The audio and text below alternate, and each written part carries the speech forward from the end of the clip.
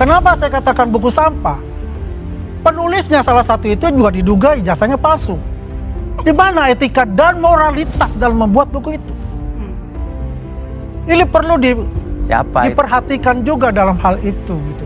Karena ini mengedukasi masyarakat, membawa masyarakat mengerti atas pemikiran-pemikiran kita tanpa dilandasi yang namanya kebencian. Begitu, Mbak. Kalau soal moral, salahnya di mana? Bagaimana seorang yang diduga ijazahnya palsu mengatakan ijazah yang dia teliti adalah palsu? Siapa dia? Kedua, studi komparatifnya itu tidak ada. Di mana studi komparatifnya? Ya kalau susah sih, kalau kita sebagai saintis yang sudah puluhan tahun ya, saya 35 tahun jadi saintis, kemudian yang menilai itu MBA-nya tidak jelas. Sorry ya.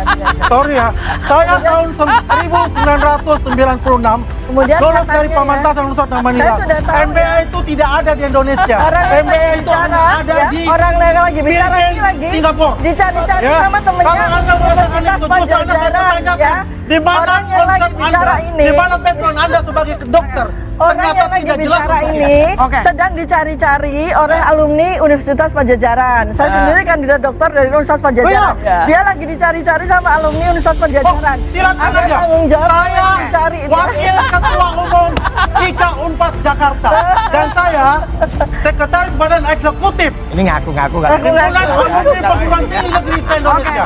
Saya kenal semua teman-teman dekat. Tanyakan saja. Debat panas kembali terjadi saat Andi Azwan, pendukung garis keras Jokowi sekaligus Wakil Ketua Jokowi Mania, menyerang pribadi Roy Suryo, Dr. Tifa, dan juga Rismon Sianipar. Sejak awal debat, Andi Azwan tampil agresif namun kosong isi. Ia menyudutkan para penulis buku putih Jokowi yang dianggapnya tidak kredibel. Ia mempertanyakan ijazah dari Rismon Sianipar yang menurutnya masih dipertanyakan. Sangat sederhana. Tifa itu. Penjelasan yang sangat sederhana Itu loh. gitu. Dicari loh alumni Universitas Pajajaran Ya yang kan, nyari. ya. Coba Buku bicara, alumninya nggak jangan jadi lari bagaimana kemana-mana. ceritanya? Saya bilang loh. Coba penonton semua ya. Coba pemirsa bisa mencari di TikToknya Ibu Tifa ini. Saya nggak punya TikTok. Katakan Ini nggak punya TikTok. saya Indonesia low. Saya nggak Bilang punya, Indonesia lost. saya nggak punya TikTok. Ini Mas. orang lain mah. Tapi dia saya nggak punya TikTok. Itu lagi kan. TikTok. Fitnah, Orang nggak punya fitnah. Perlu saya lihatin, saya perlu kasih lihat. Saya nggak Nggak punya apa- TikTok. ada TikTok. Saya nggak punya TikTok. Jadi kesalahan tersebut membuat Anda tidak yakin dengan Iya. ilmu disiplin. Orang nggak punya Sorry. TikTok Sorry, dibilangin Mas punya Andi. TikTok. Saya akan Itu aja udah katakan salah. begini. Namun, giliran Dr. Tifa bertanya soal ijazah MBA milik Andi, suasana langsung memanas.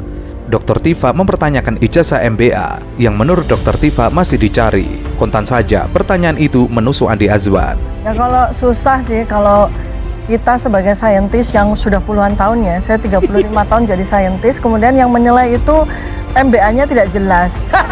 Sorry ya.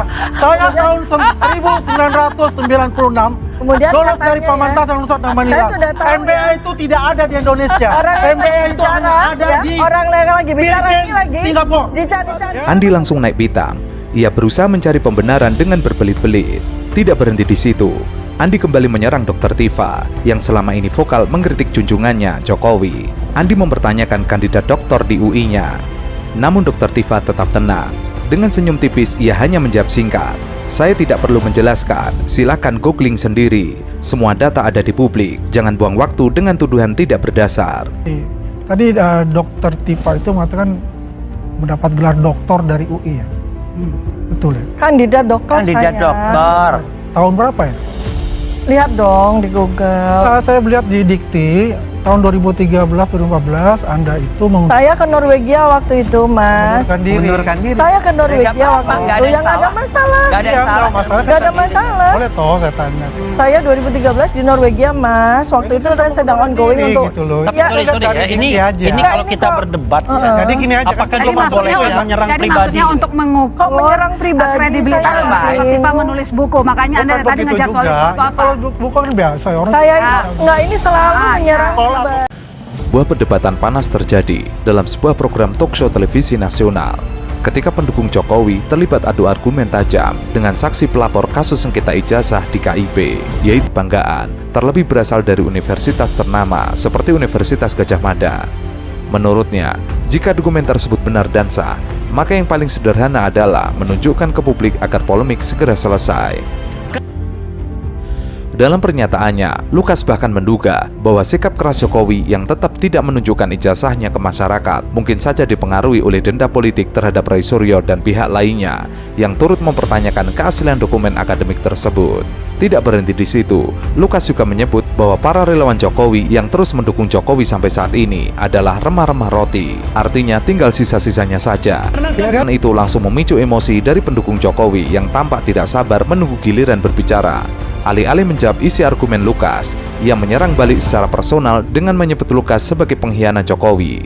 Suasana studio mendadak gaduh dan kedua pihak saling bersahutan sebelum akhirnya moderator turun tangan untuk menengahi keadaan dan meminta perdebatan kembali pada substansi mengenai keaslian ijazah Presiden ke-7 Republik Indonesia Joko Widodo alias Jokowi. Kembali menjadi sorotan publik, gugatan demi gugatan dilakukan oleh masyarakat. Polemik panjang ini telah berulang beberapa kali sejak pertama kali muncul 2019 lalu.